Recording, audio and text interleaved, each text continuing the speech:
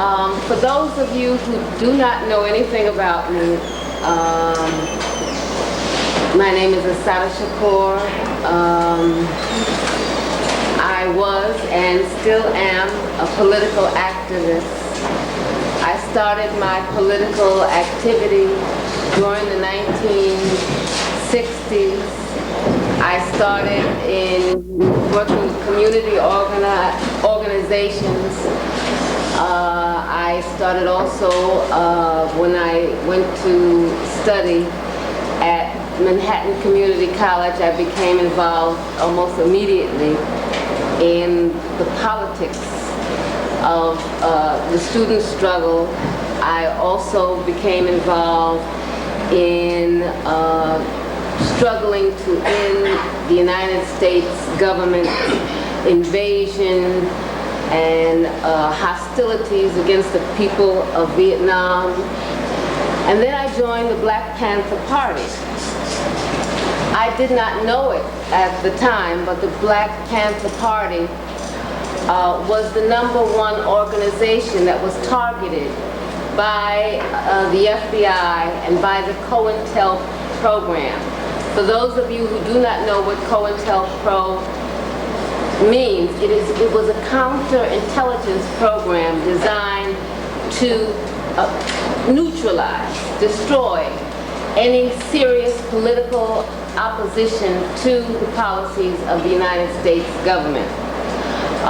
What they did was to try to divide and conquer, to set organization against organization, to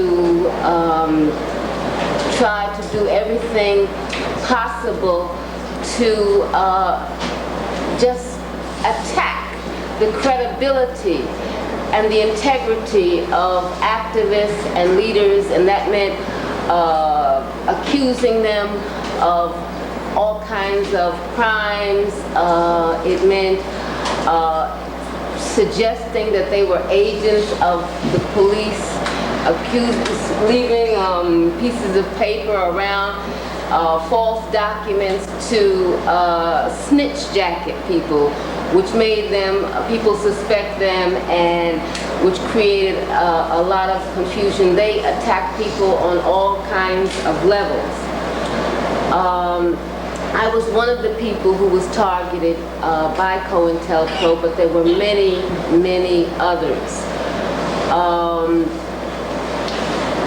As a member of the Black Panther Party in New York City, I witnessed 21 of our most effective, most articulate organizers and leaders be victimized by a conspiracy charge. They were charged with conspiracy, and the charges were insane. They were charged with conspiracy to blow up department stores. They were charged with conspiracy to blow up subways.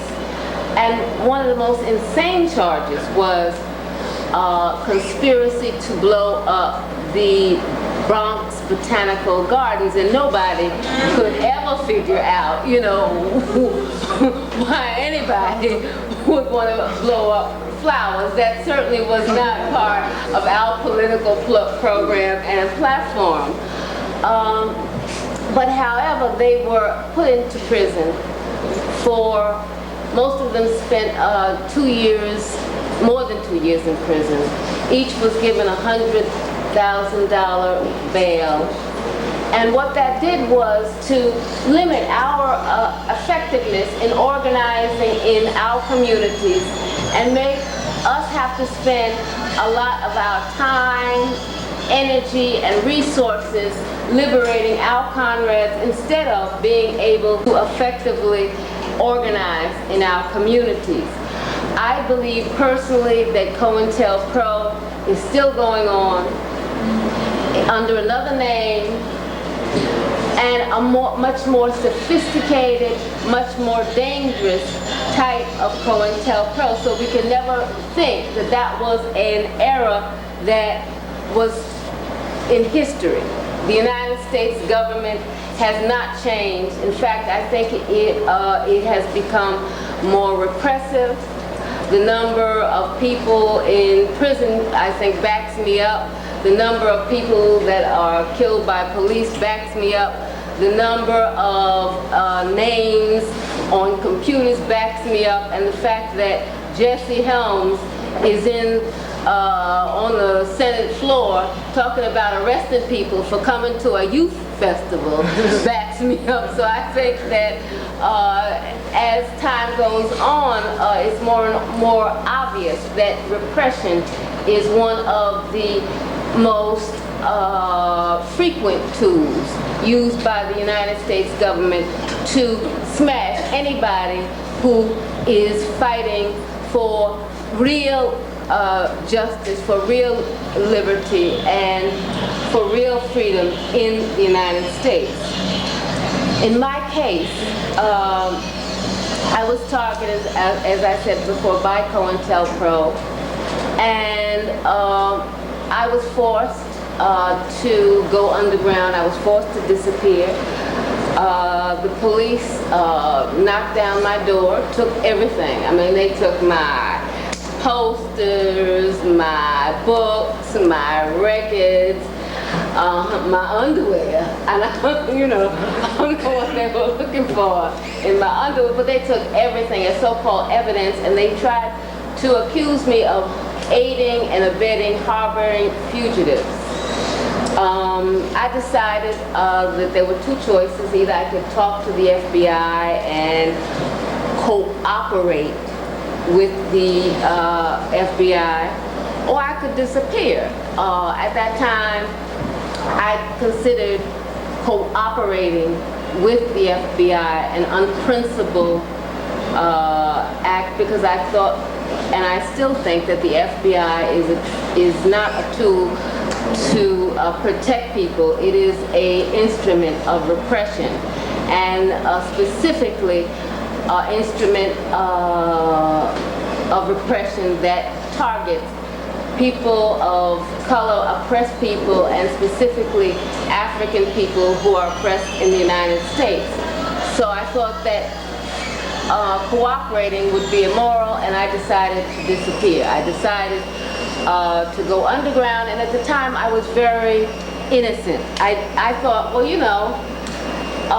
all they're looking for me for is aiding and abetting harboring fugitives. It was a lie.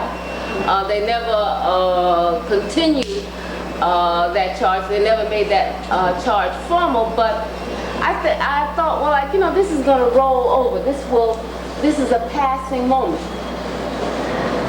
But I was very mistaken. What happened was that the FBI and the New York City Police Department, their Red Squad, began to systematically feed news stories to the Daily News, to all of the New York City and national newspapers, creating this image of this woman that is this terrible person, that is this criminal, that is this murderer, that is this bank robber, that is this terrorist. And what they did was they took a photograph of a woman robbing a bank.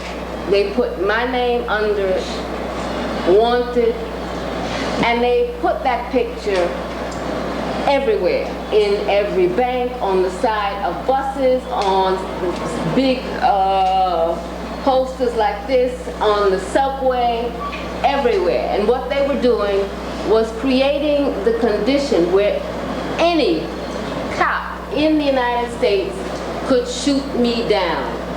Had a license, I was like dead meat. And they came out and said, if we see her, we will kill her. And it wasn't just me. They did the same thing to many other people, and some of those other people are still in prison. In May 2nd, 1973, I was shot once with my hands in the air, shot once in the back. was left on the ground and to die. And they kept coming back and saying, is she dead yet? Is she dead yet? Finally, when it was obvious that I was not going to die right then, I was taken to a hospital where I was chained to a bed. I was beaten, tortured, kept incommunicado for 4 or 5 days. It seemed like 100.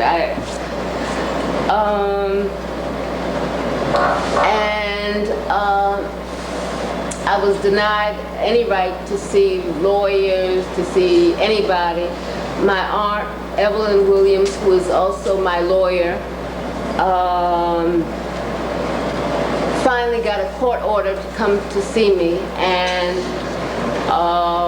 since I could not tell her the extent of what was happening, I told her, please do something, because I was accused of killing a New Jersey state trooper, and New Jersey state troopers were, quote unquote, guarding me, and guarding me consisted at that time of sticking things into my wounds, of putting powder in my eyes that blinded me, and saying that if I did not tell them what they wanted to know, I would never see again, and some other things that I've just never talked about. And I don't really want to get into that now because it will make me remember too vividly that period. But anyway, based on demonstrations outside of the hospital, I was transferred to another hospital, and the New Jersey state troopers were replaced by some other guards. They weren't much better, but at least they did not attack me physically. I altogether spent 6.5 years in prison. I was accused of many things. I was acquitted on all charges except for the New Jersey charge, where I was accused of aiding and abetting in the murder of a New Jersey state trooper. I was tried by an all-white jury in a county where more than 70% of the people, based on a jury project study, were already prejudiced and thought I was guilty. It was a legal lynching, and I'm actually ashamed of even participating in that. I should have just stayed in the cell and said, y'all do whatever you want, because it wasn't a trial, it was a lynching. I was sentenced to life plus 30 years plus 30 days.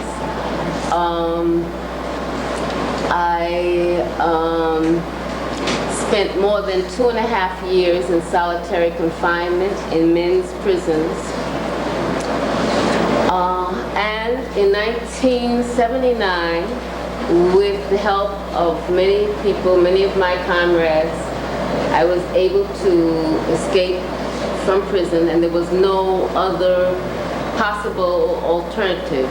There was no such thing as an appeal. My aunt was very frustrated. She was doing the appeal, and parts of the transcript disappeared, the evidence disappeared, and so there was no such thing, no such possibility of ever receiving justice in the courts of the United States. I still believe that there is no justice in the United States, and I still believe that more and more the court system and the criminal justice system is a criminal system, which serves as the conveyor belt for poor people, for African people, for Latino people, for all oppressed people. I don't want this really to be a run-on sentence. I would like to have more of a dialogue, if that's cool with everybody. Is that cool with everybody?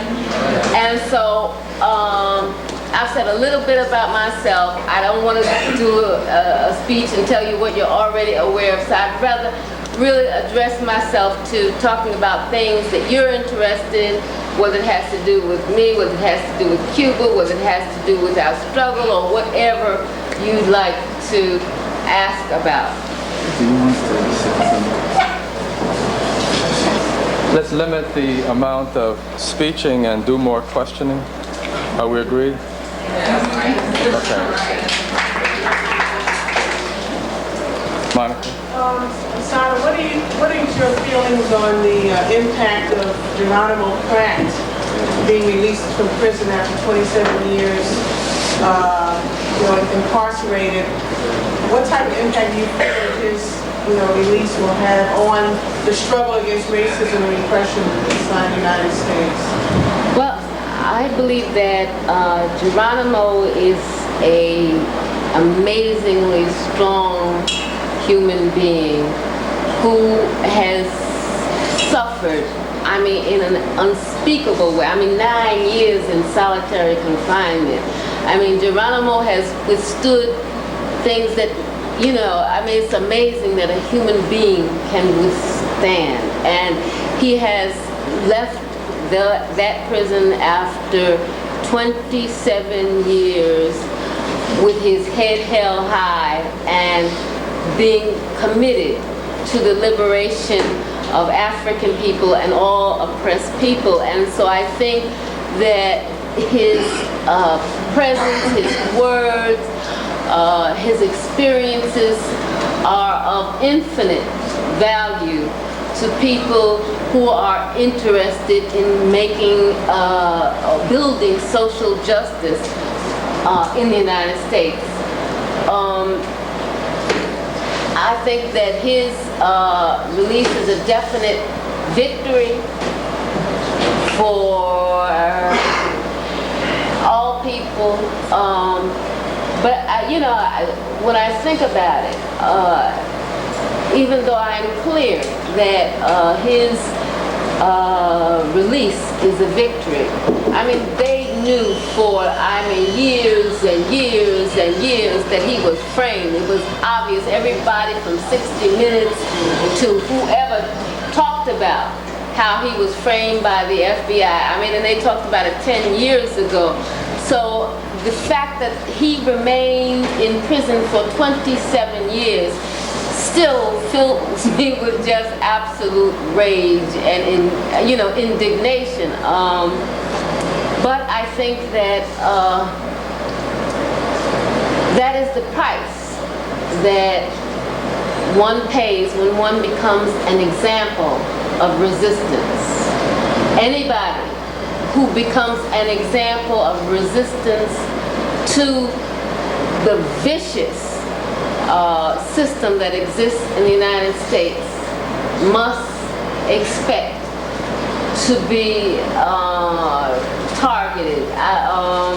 During slavery, they cut off the heads of slaves and they put them on lamp posts.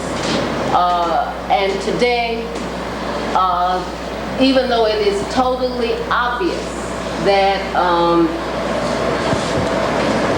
people are innocent, were victimized by COINTELPRO, even though they talked about the Freedom of Information Act and they said, yeah, we did it. We targeted people, we tried to destroy people, but they have never once admitted to and said we tried to put Sundiata in prison for every minute of his political activism. They never said we're trying to kill Mumia. They never. It has been a meaningless freedom of information because really what they give you is a million pieces of paper with all the lines blacked out. So what kind of freedom of information is that? I think that it is important. The case of Geronimo, because I think right now we should start to demand that all of those political activists who were victimized by COINTELPRO receive immediate amnesty. How can you have...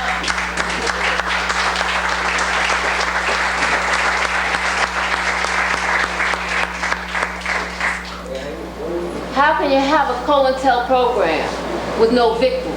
You know, it's an insult to us as a people. So I think that Geronimo will be very instrumental in calling for that amnesty, and I think that everybody should support him and other people who are struggling to liberate political prisoners and prisoners of war.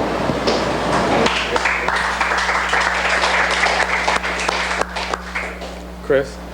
I have a short question. For those of us who don't have a copy of your book personally, is it still in print in the U.S.? And if so, where is it available? Any ideas? I hope so. Now, I haven't been in the United States in a long time. So I don't even know what bookstores exist or not, but evidently people are still buying it. Does anybody know? Are using it so that you have to talk among yourselves, you know, in terms of where you can buy it. And I'm also in the future planning, not in the near future, planning to come out with another book. I will not name the book, I will not name the publisher, because I do not want them to be immediately attacked by the FBI or the CIA, etc. The last time, with the first book, the state of Jersey tried to pass a law specifically against my book, and the law was so reactionary and so right-wing that the Times wrote an article about it. You know, people denounced it, and so that they, I think the governor ended up refusing to sign it. So you can expect at some very near date in the future another book to come out. I heard the book was about racism. The book deals with a whole variety of issues. It talks about racism, it talks about my experiences in Cuba, it talks about basically what I think it's a talking head book. It started from, you know, a series of interviews that I gave and talks with groups, and then it just started to expand and expand and expand, and people sent questions from, you know, different activists in the movement sent questions to me to answer, and then there came a schizophrenic part of the book where I started to ask myself questions and answer them. So that the book is a mixture of all of those things. Where do you think in your opinion, where do you think the movement should be heading in the United States? Where do you think it should be heading? And the second part of it is, how do you maintain your ties to that movement? Well, that's a big question, but I think that one of the things, one of the places that the movement should be heading is to a creative way of reaching people. I think one of the limitations of our organizing style in 70s, 60s, 70s, 80s was being very, having a very kind of dogmatic, sectarian, I think that too often we did not look for new creative ways of talking to people, of making people aware of what was happening in the world, organizing people, and we relied on, you know, passing leaflets, and a lot of times we talked at people instead of really communicating with people. And I think that one of the most important things now is to use the many tools that we have, like video, like computers, the internet. There's so many creative things that we can do to reach people that I don't think we have to rely on those kind of static, narrow visions of reaching people and organizing people. I think that's one place the movement has to go. I think the other thing is to humanize our struggle. I've met people that I work with, like during the 60s in organizations, and we work together every day. And 20, 30 years later, we meet in Cuba, and we realize that we work together side by side every day, and we didn't know each other. We didn't know, each other's families. We didn't ever spend time together. We never went on picnics together. We never did, anything human together. All we did is come to a meeting and say, all right, did you do your document? No, you didn't do it. We didn't ask why someone couldn't get something done. We didn't ask what was happening with someone's inside, whether, their mothers were sick, etc. We sometimes ignored the children, instead of making them part of what was happening and providing a space and activity for them. We often just, would you please quiet those kids down right back there, we're having a meeting. And so I think that kind of way of making social change has to change. In order for us to effectively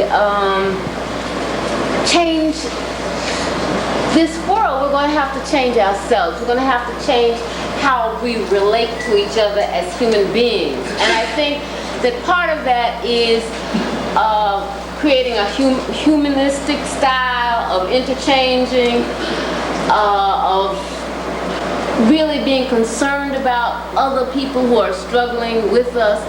I think another part of that is creating a sense of community. In the United States, what exists right now is total alienation. People are alienated from each other to the point where people are afraid to have eye contact with other people, afraid to smile at people, afraid to say good morning, good afternoon, how you doing. That is hell. When you're on a planet and you cannot relate to the other people who live next to you, who live upstairs, who live downstairs, then you have no community. And if you have no community, how do you organize a community that does not exist? How do you work in a community that does not exist? So a lot of us are going to have to go back to block, door to door, people to people, how you doing, ways of organizing, and not just organizing the masses, the faceless masses, but organizing human beings and learning from those human beings, because we have a lot to learn. Even those of us who have worked in political struggles for 10, 20, 30 years, we can learn a lot from people. We can interchange, share. And so I think that one of our primary tasks is building a sense of community in our organizations, in our neighborhoods, so that we can start to liberate those communities and eventually start to be in a position to make profound revolutionary changes in the United States.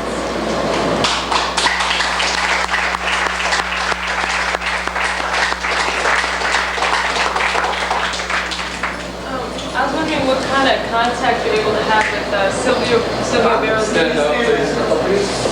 I was wondering what kind of contact you're able to have with Sylvia Berardini or any of the other women, or their families or anything like that, or a certain time for helping.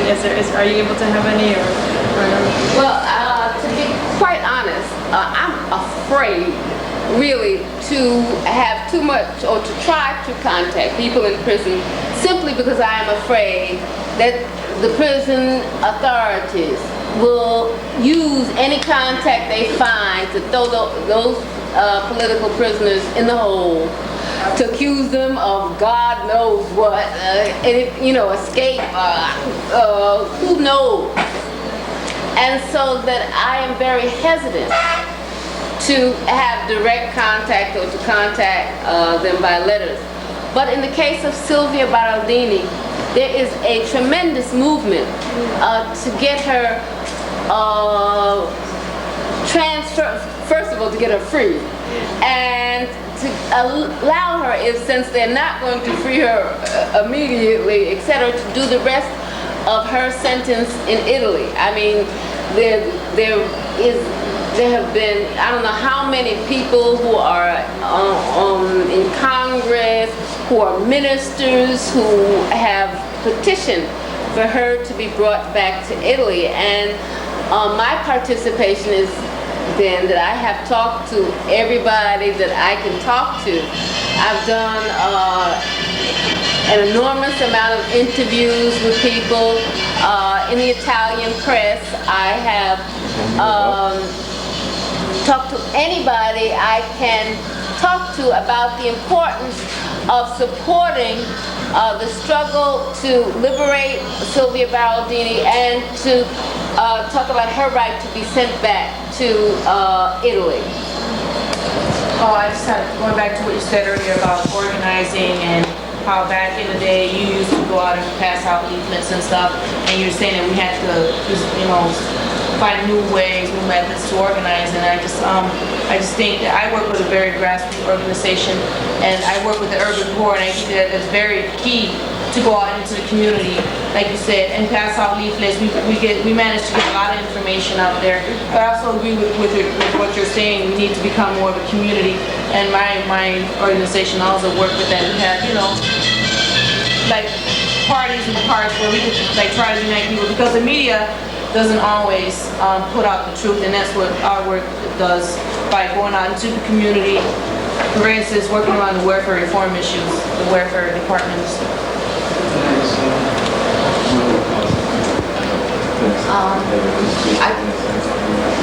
I agree with you, and I think that one of the things that we have been socialized to believe is that we're going to see what we do on the 6 o'clock news.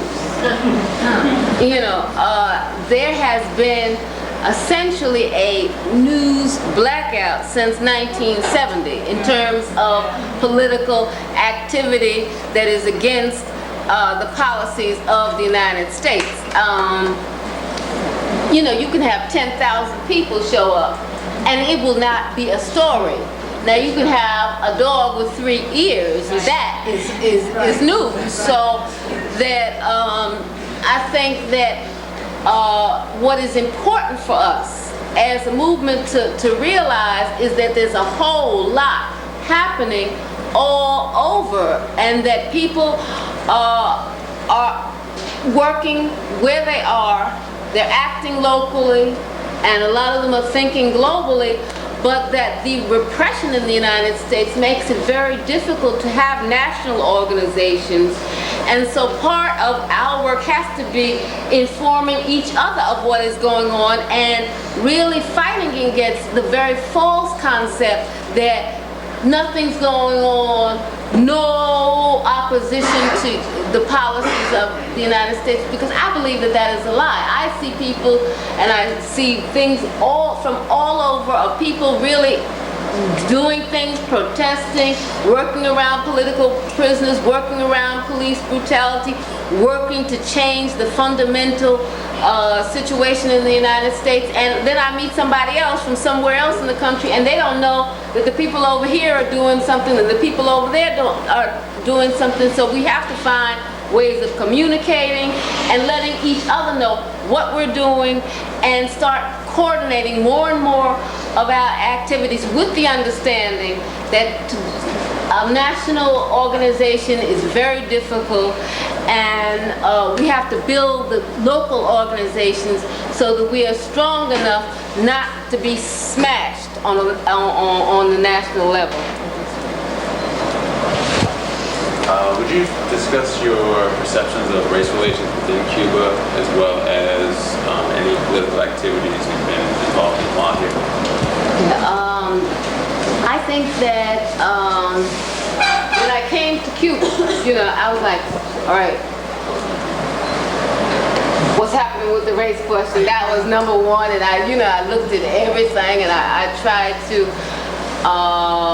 really understand what was happening in Cuba. And the first thing I learned was that I had to learn about the history of Cuba, Cuba's development, etc. And I could not transfer the experiences from the United States to Cuba. That there were two separate experiences, two separate histories. The second thing I learned just from dealing with the relationships that people had with each other, it was not that hostile, division that exists in the United States. People interact with each other on a much more natural way, a much more fraternal, sisterly, brotherly like way. That does not mean that this is fairyland. The first lesson I learned here, that revolution is a process. That change, social change, building social change, justice, and building socialism is a process. I would love it if it were a magic wand, but that magic wand just does not exist. So that there are still people in Cuba who have racist ideas. There's still people in Cuba that have sexist ideas. There's still people in Cuba that have classist ideas, that want to be millionaires. I mean, this is not fairyland, but those people are not in power. They do not have the power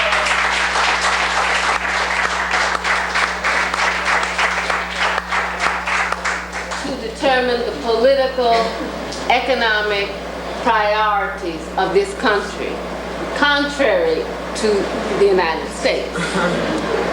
So I think that Cuba has come a long way. I think that Cuba is a revolution that is seriously committed to eliminating racism on all levels, not only in Cuba, but all over the world. And I think that in Angola, when it came to fighting racist South Africa, people gave their lives here. And I think that it's not enough just to talk about eliminating racism.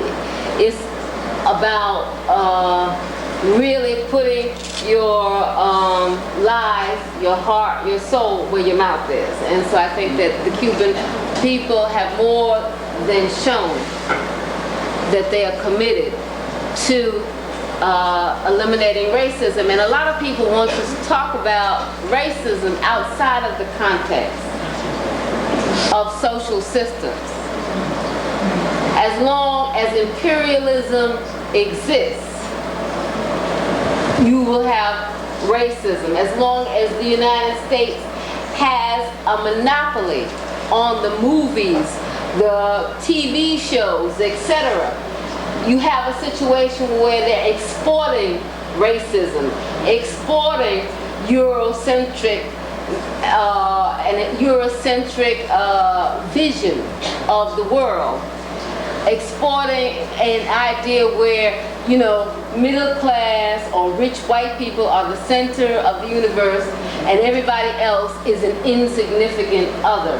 So I think that Cuba has pointed out specifically to the world the need for the barefoot people to come together, the need for people of color all over to form countercultures, to form counter-information, to form another way of living that is not dependent on cultural imperialism or imperialism. There's a second part to your question. Your activity here. Okay. When I came here, one of the first things that I thought I needed to do was to write a book. I didn't want to write it in one real sense. Because it was painful. I didn't want to look at prison. I didn't want to deal with the trials. That was hard to write, but I felt that I needed to just get that out of my system, or it would just gnaw at my inside. So I did that. Another thing that was very important to me when I came here to do was to bond and unite with my daughter. She was born when I was in prison, and we had never had a chance to be together, to be mother and daughter. And so Cuba was a place where that was where we were able to do that, and that was a beautiful experience, a hard experience, a painful experience, but we were able to bond, we were able to come together as a family, as mother and daughter, and I am a very proud mother and grandmother.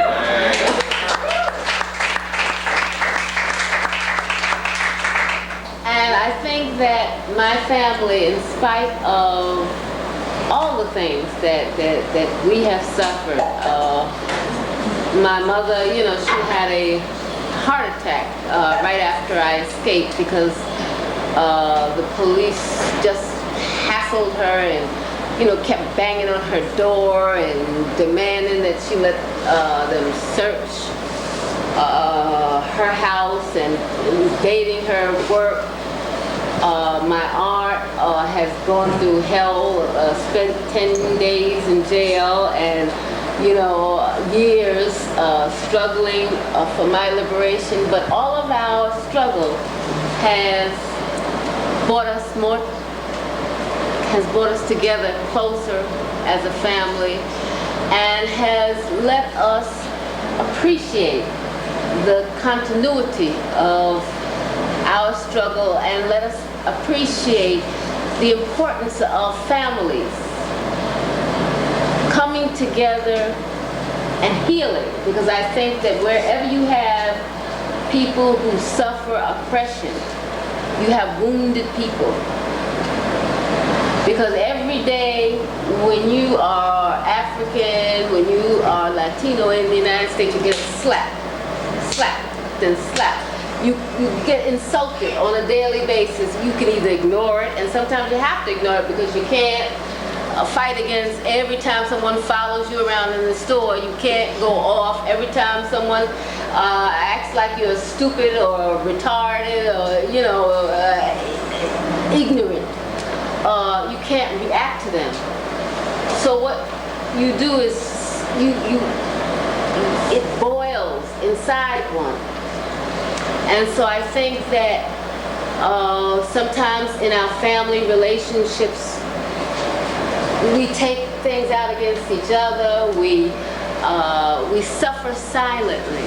Children come home, and when their parents ask them, how was your day, they don't have the words to express that the teacher dissed them, you know, that day, and has been dissing them every day for the past I don't know how long. So I think that one of the things that people who are oppressed have to be consciously aware of is that we have to heal.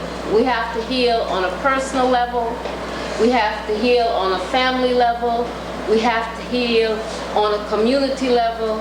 And I believe that we have to heal on a spiritual level. I think that it is very important for us to do that. And I think that one of the things that I have been able to do here in Cuba is to work on healing. You know, in the United States, you just live in a constant tension. You walk down the street holding your pocketbook like this. You know, this is the first time I've ever lived in a society that is at peace. So I think that part of liberation for oppressed people is a healing process. And another thing I've done here, I studied here for some years. I studied social science and got a master's degree in that. Now I'm writing finishing another book. So I try to keep active, and I also try to tell people, not only Cubans, but people in the international community here, about the realities that exist in the United States, about the human rights violations.